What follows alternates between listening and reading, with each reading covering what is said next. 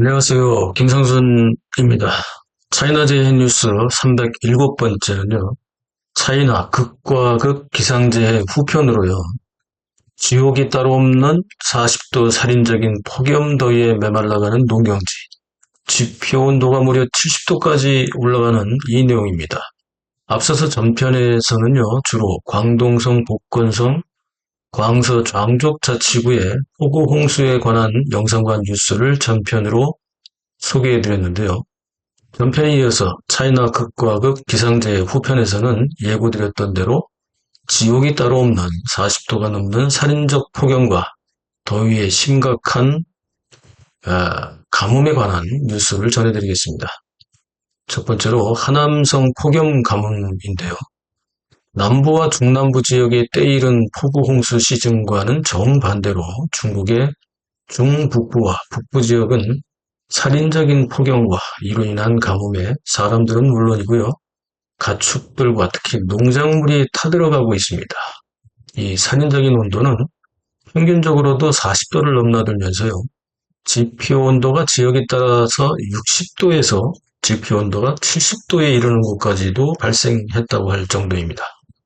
이게 얼마나 지표 온도가 뜨거웠으면요. 영상에서 보시는 것처럼 수박 찌꺼기에 달라붙은 개미를 바닥에 떨어뜨리자 지표의 뜨거운 열기에 개미들이 버티지 못하고 사망할 정도로 지표면이 뜨겁습니다.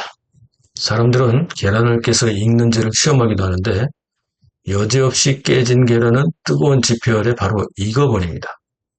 하북성, 섬서성, 산서성, 산동성 등지에서는 연일 역대 6월달 기준 최고 기온을 갱신하고 있는데요. 특히 하남성의 폭염이 아주 심각합니다.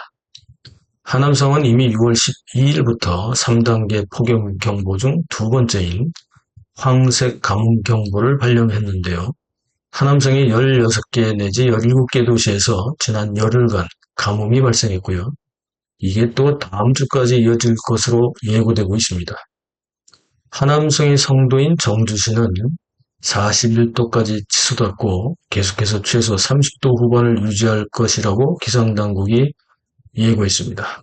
계속되는 폭염과 가뭄으로 물이 부족해지면서 식수도 문제가 될 정도인데 특히 농민들은 농작물이 뜨거운 햇볕에 그대로 타들어가는 것을 바라만 봐야 하다 보니까 더욱 절망적인 6월을 보내고 있습니다.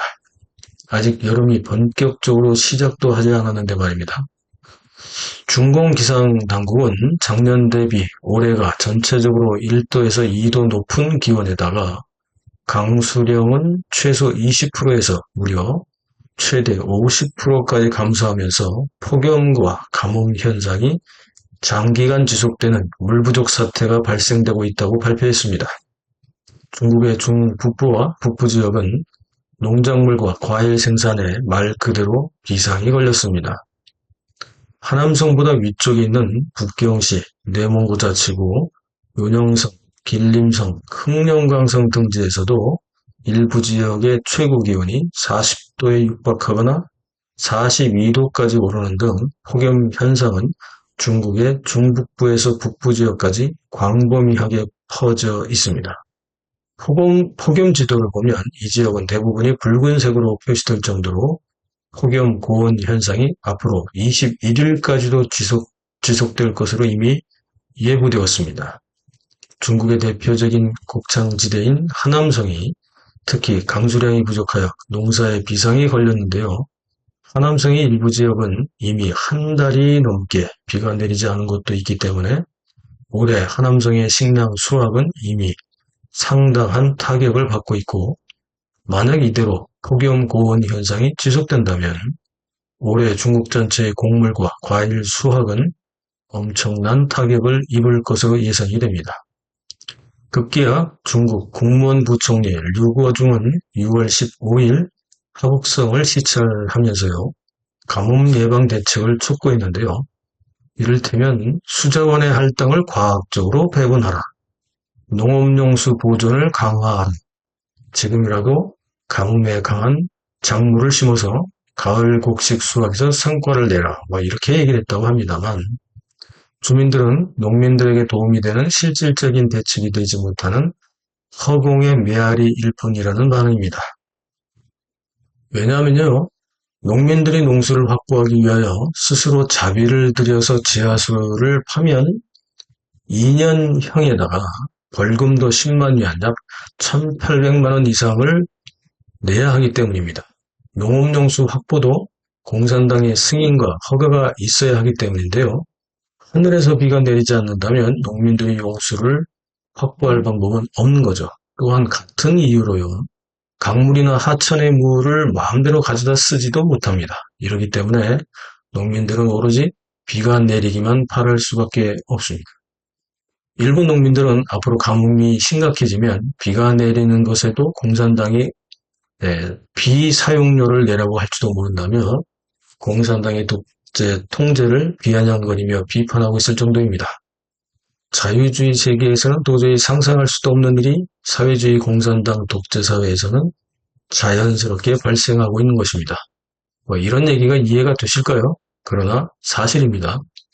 문제는 앞으로도 화북성과 하남성 등지의 기온은 최대 43도까지 올라갈 수 있다고 중공 당국이 예고하고 있다는 것입니다. 그렇다면 실제 각 지역의 온도는 이보다는 더하면 더했지 축소되지는 않을 것이기 때문에 최소 30도 후반에서 최대 43도 혹은 그 이상까지 앞으로도 계속해서 폭염과 고온 가뭄 현상이 지속될 거라는 거죠. 작년과 재작년보다 농작물 수확이 떨어질 것은 물론이고요. 특히 작년에 심각했던 여름 전력난 기억나십니까? 이 여름 전력난으로 가정은 물론이고 이게 또 공장의 전력난으로 중국의 전체 생산성 또한 급격히 하락할 것으로 전망되기 때문에요. 중국의 농업뿐만 아니라 공업, 산업까지도 타격을 입히고 있는 것이 바로 올해의 심각한 폭염, 고온 현상과 이로 인해 동반되는 가뭄 현상입니다. 여름이 본격적으로 시작되면 여기에 전력 부족 현상까지 겹치게 되는 것입니다.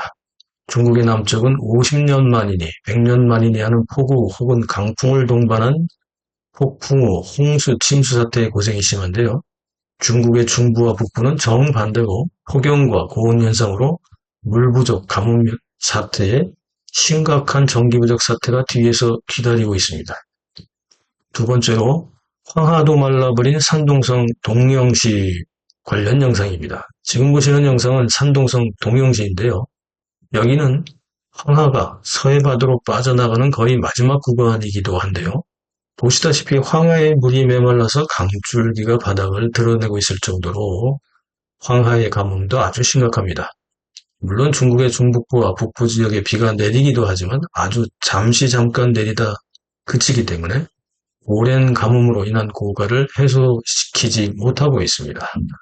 또한 고온 폭염을 식혀주지 못하는 수준에 그치고 있죠. 반복해서 강조해 왔지만 중국의 자연재해는 갈수록 더 심각한 수준에 이르고 있습니다.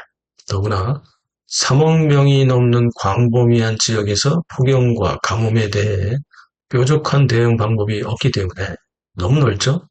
당국도 거의 속수무책으로 기우제라도 지내야 할 정도로 다급한 상황에 빠져 있습니다. 이 채널에서 여러 영상을 통해 설명해 왔지만 중국의 자연재해와 이상기후 현상은 공산당과 한족들의 자업자득이죠. 지금도 물이 부족하다며 곳곳에서 댐과 저수지를 건설하고 있고요. 사막지역으로 물을 공급한다며 장강과 황화물질기를 또 이리저리 돌리고 있습니다. 자연 생태계가 새로운 변화에 적응하려면 시간이 필요한데요. 지금이 바로 과도기로 자연의 몸부림, 아니 자연의 복수가 나타나고 있다는 것이 더 이해가 빠를 것 같습니다. 그렇지 않습니까? 차이나 재해 뉴스 시청해 주셔서 감사합니다.